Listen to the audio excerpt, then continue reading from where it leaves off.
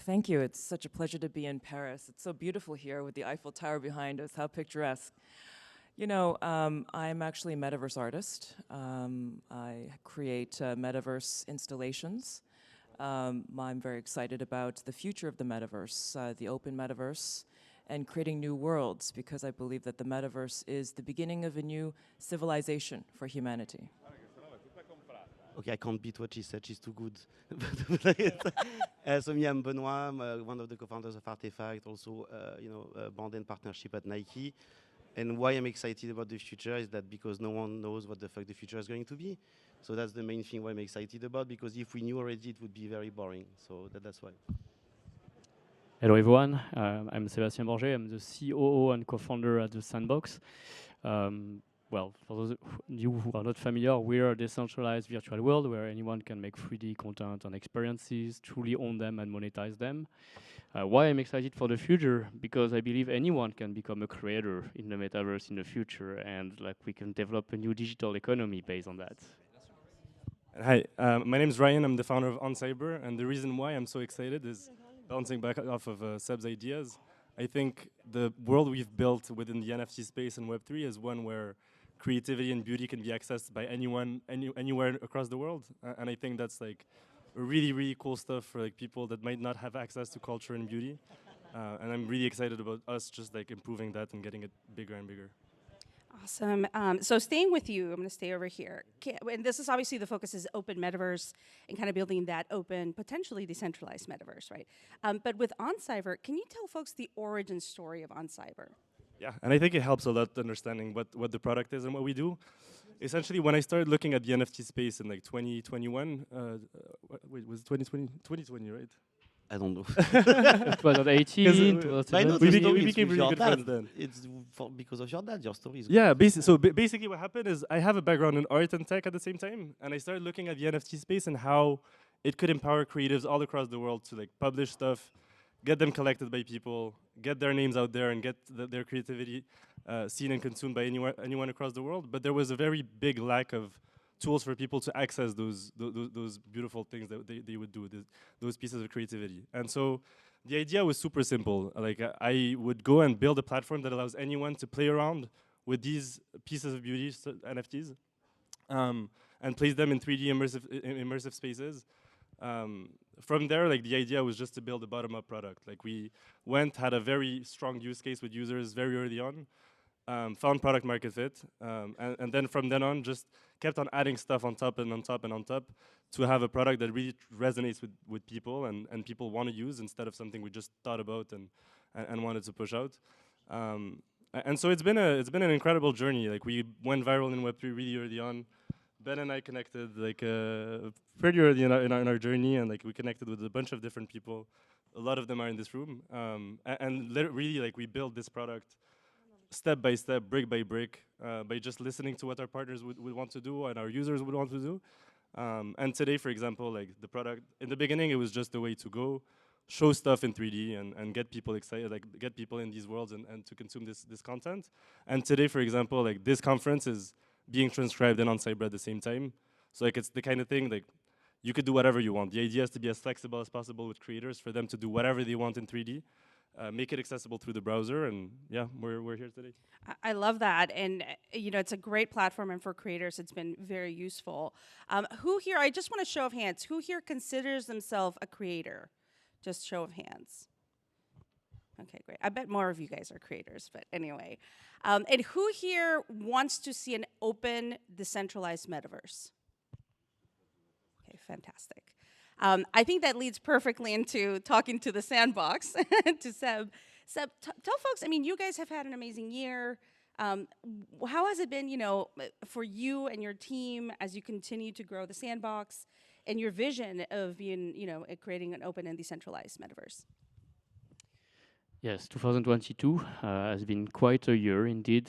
We've had like our last season 3, which saw more than 17 million visits. We had over 1 million unique visitors in total who played around all the different content, and yet the platform is not fully open. That will come this year.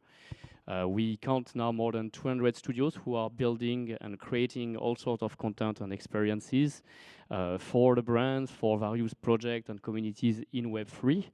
And we have hundreds of thousands of creators who are using our no-code tool to like bring their idea to life and create very engaging experience. Talking about engagement, users spend over an hour on average on a daily basis within a Sandbox experience. That shows like we're able to drive a lot more attention, to deliver value, to deliver message, and also to support, raise awareness and support various causes through the metaverse. In 2022, we've already launched experiences with brands such as Gucci, such as Warner Music, with various gaming companies like Atari.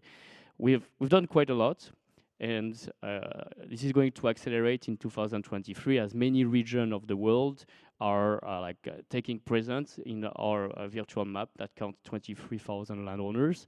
Acquiring land, developing neighborhoods, bringing their culture from Turkey, from Dubai, from the Saudi Arabia kingdom, from Korea, from Japan.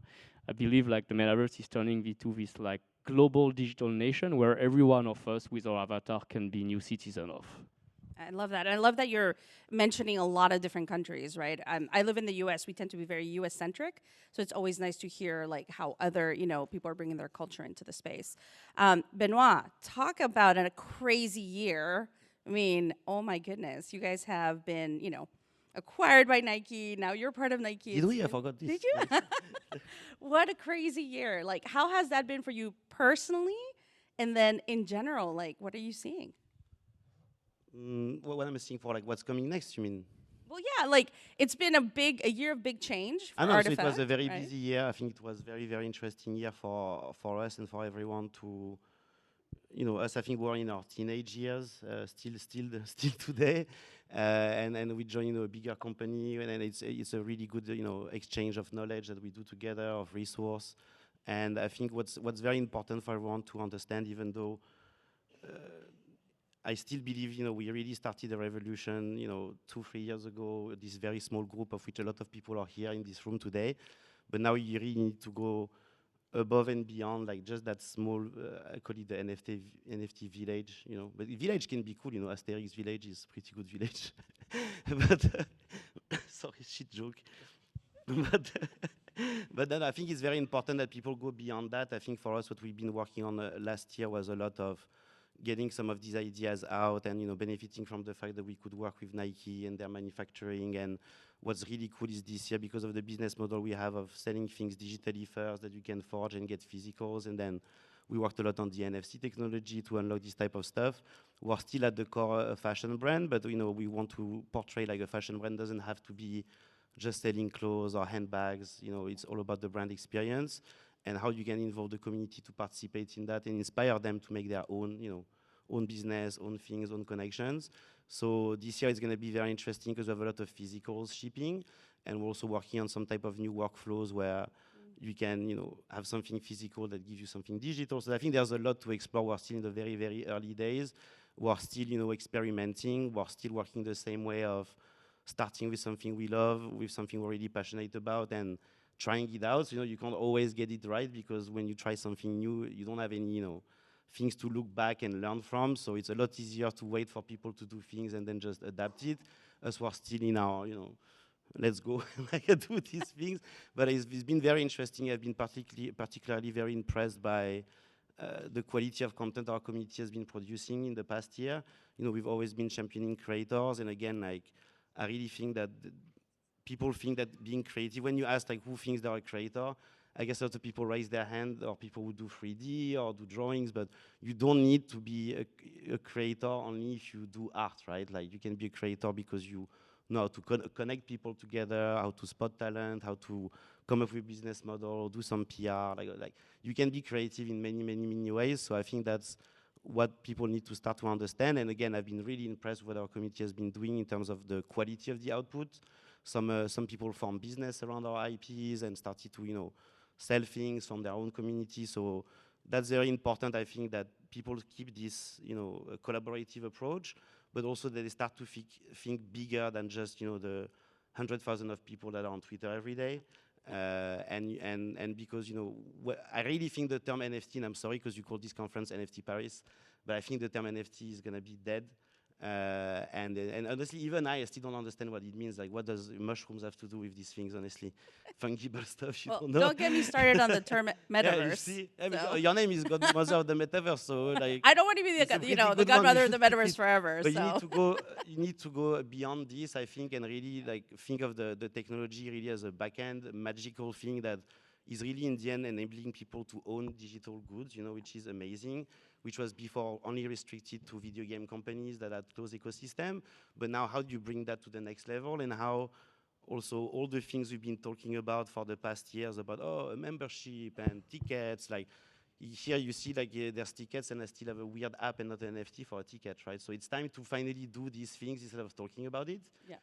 And also bring other people and other experts rather than just being between ourselves, because the market is different, and now it's time to go bigger but continue to be very ambitious and to dare to innovate and to sometimes fuck up, but to continue to try and believe in what you do. Yeah, and I think that's the magic of everyone up here is that we're all in the trenches, right? We're all building, getting our hands we all have dirty. scars and stuff like. Oh, you yeah. See, but yeah, like Rayan, he's got amazing. Woo, the scars are up here, let me tell you.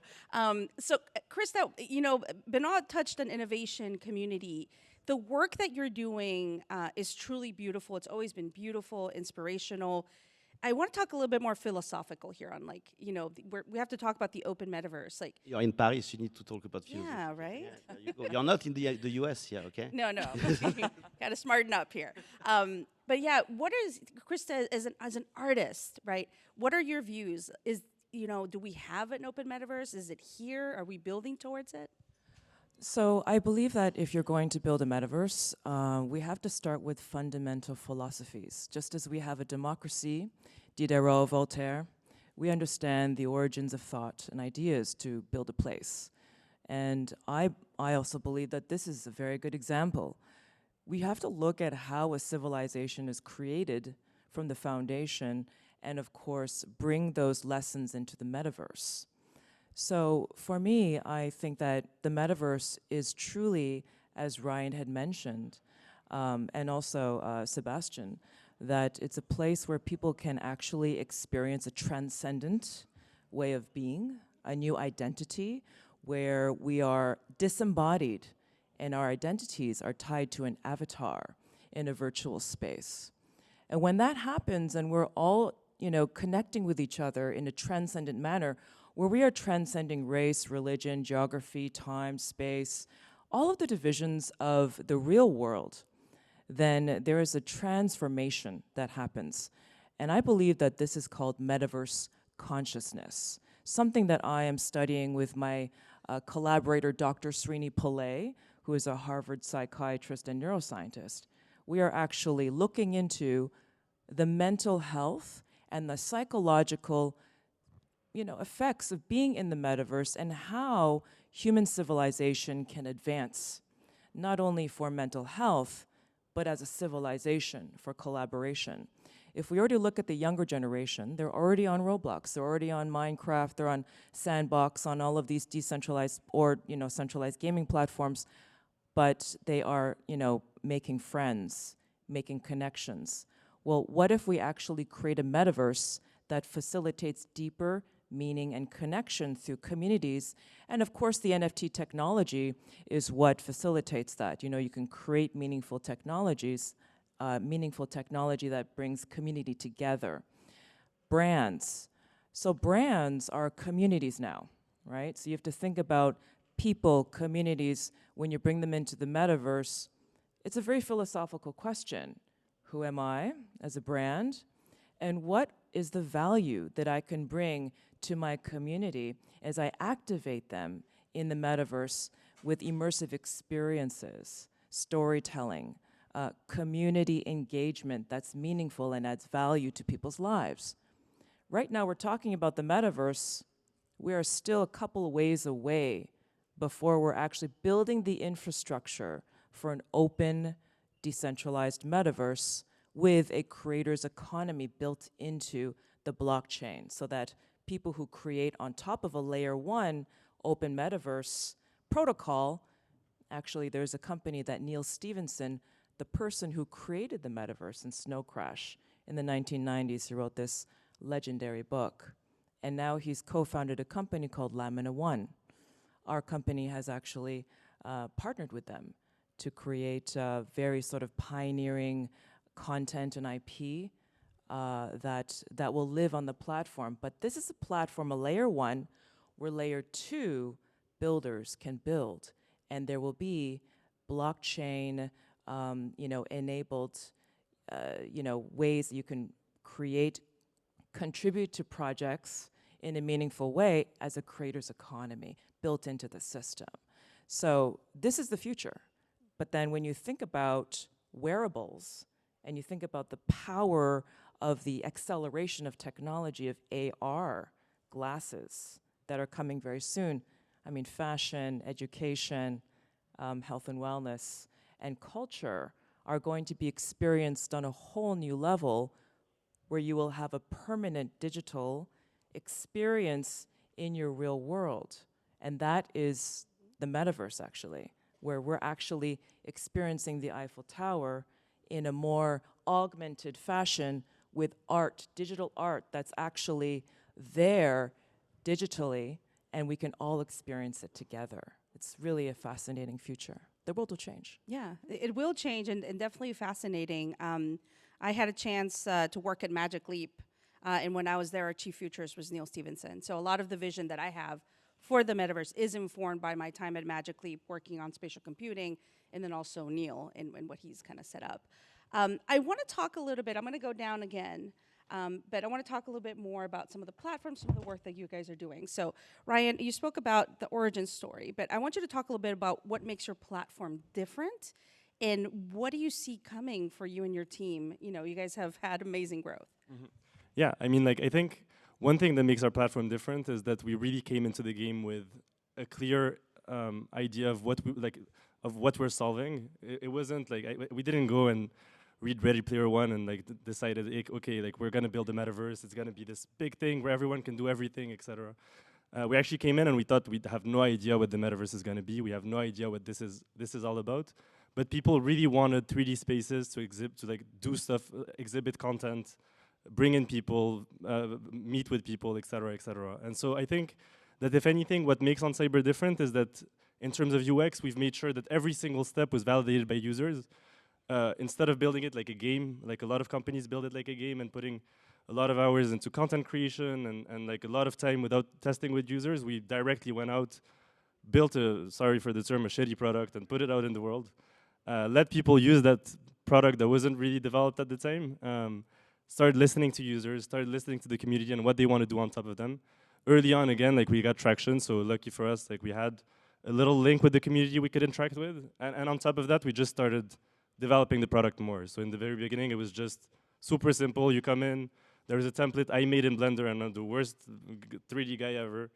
But people would still use this template. So it was a good sign that people wanted to experience stuff in these 3D worlds. And then from there, just like kept on improving and improving and improving. And I think that today, like our goal is one of our goals is to make sure that, so 3D is a really cool content to play around with. And creating stuff in 3D is so amazing. But it's super hard as well. So like going into Blender, understanding how to make stuff in 3D is like a headache. And the idea with oncyber is to make sure anyone in the whole world, and my father as an example, could go in and create 3D content super easily. So like we have a big focus on UX, big focus on making sure it's super accessible to anyone, and then big focus on being as open as possible. One example is that everything is done in WebGL, so it runs in the browser. Reason why is because I wanted that anyone in the whole world with no discrimination would be able to go and access these really cool experiences, no matter what their internet connection, their hardware, no matter what that is, like they should be able to access it the same way. And then like we are built on top of interoperable standards as well. So like one thing that's really cool is like Sandbox assets, for example. Sandbox assets use a format called GLTF. And because of that, we're able to like use that format and people can exhibit Sandbox assets in oncyber and oncyber assets in Sandbox. And so I think that like the fact that we're very on top of standards, making sure we're as open as possible, built on top of open standards, makes it so that there's huge network effects for all content to end up at some point in oncyber. And one really cool thing I calculated at some point was that there's more than $1.5 billion of assets purchased, displayed in on cyberspaces. So like, pretty much on its way to become a very, very valuable museum. That's fabulous. And I think what I'm hearing from you is you're an open platform, but you're also democratizing the creation tools, right? I think that's a very important part of creating that open, open metaverse. Benoit, I'm going to go, sorry. Seb, I'm going to go over to you. You and I saw each other recently in Davos, and I know some people are allergic to World Economic Forum in Davos, right? But I think it's, I wanted to ask you, what do you think it's important to be in places like NFT Paris, but also be in events like Davos? What do you think that's important as we build an open metaverse? I think it's important because not every audience has the same level of understanding of what we're actually building. And when you talk both the private and the public sector, they think a lot about metaverse as the industrial metaverse, the enterprise metaverse, and the consumer one, they don't really see that going.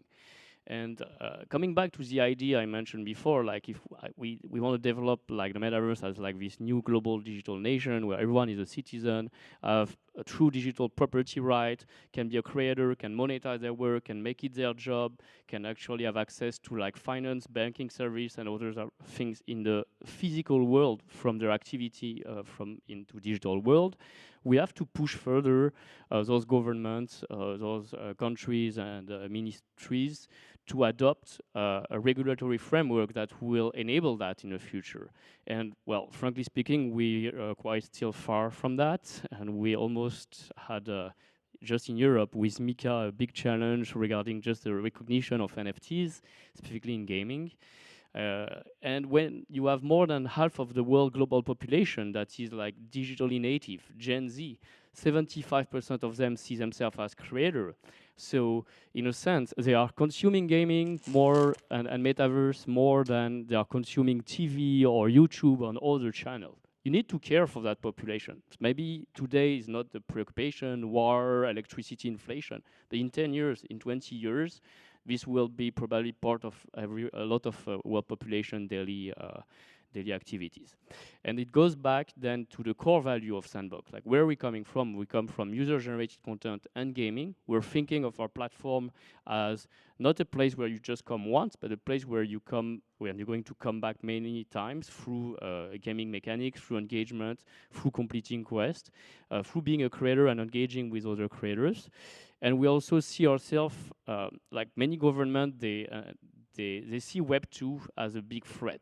They see how it has impacted many of our democracies, unfortunately. And they see also how they've lost control of data toward the private sector and how users have been kind of abused and been monetized on top of the data for being served ads.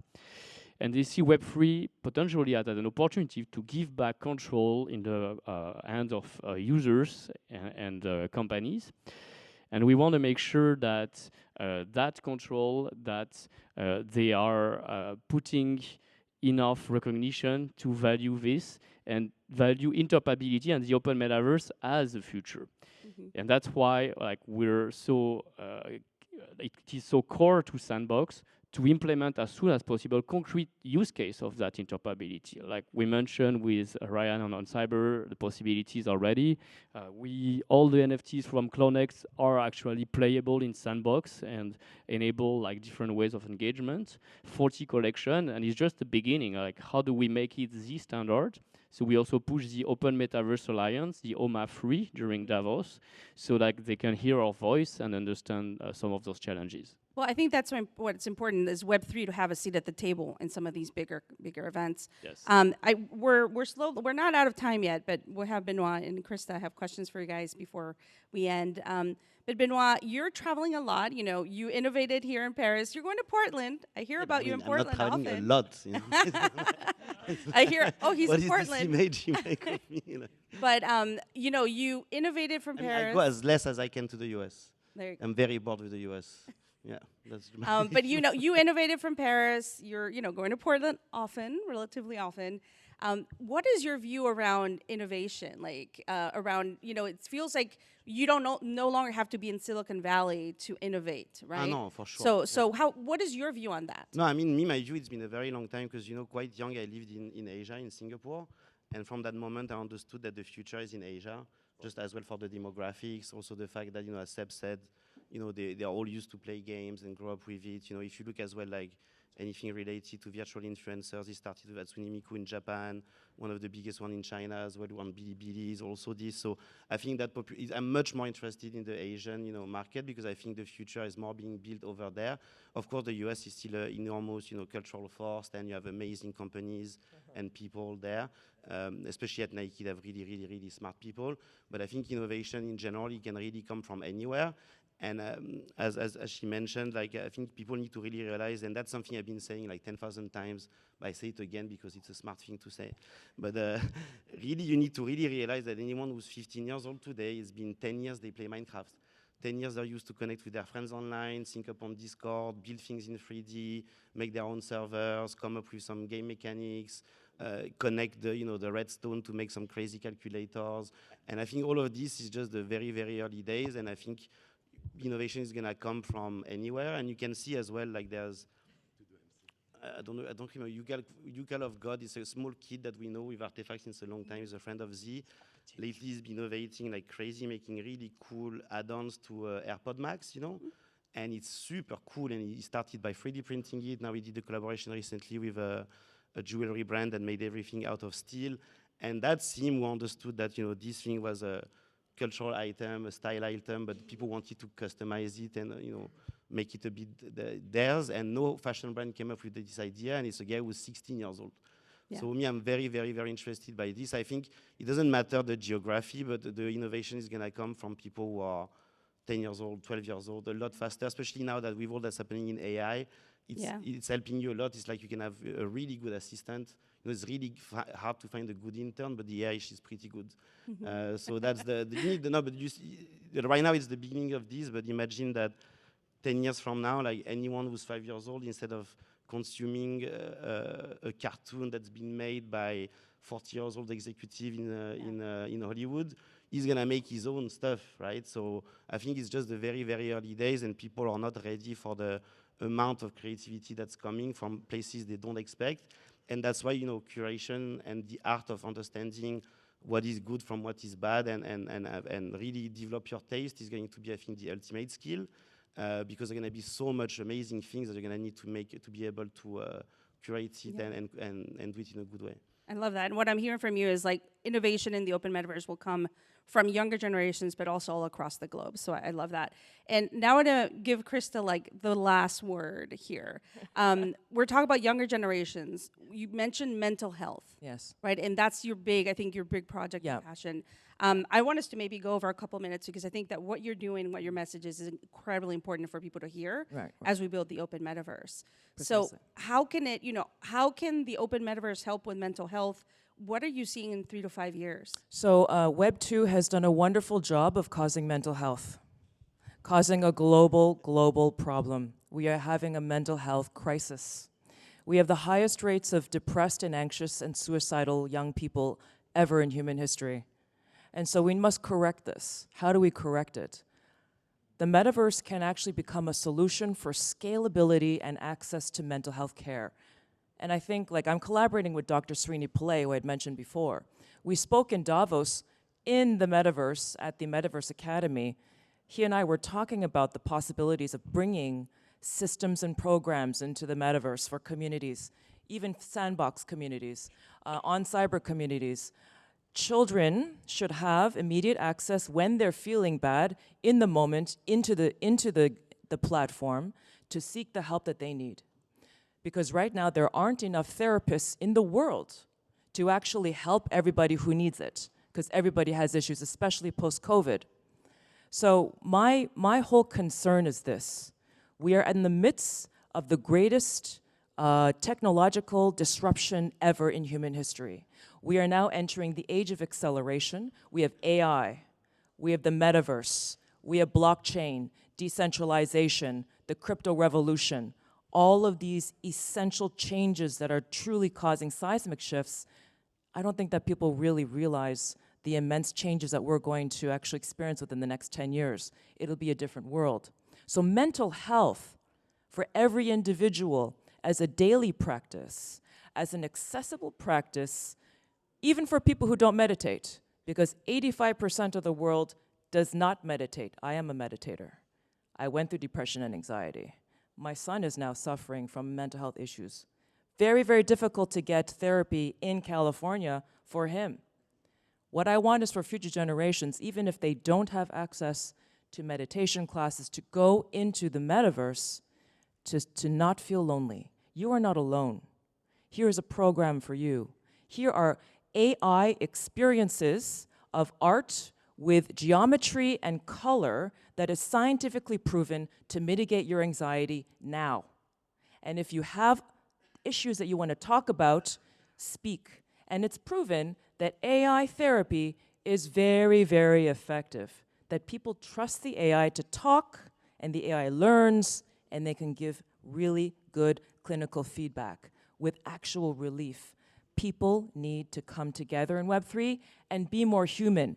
Just because there's AI doesn't mean that people will not be more human. It is forcing us to be more human. All the robot jobs in the world will be taken over by AI. So as Benoit was right, we are going to be curators. We're going to use AI as a tool. We're going to curate what we want to see. But if we're not mentally in a good place, we can create dystopia with AI.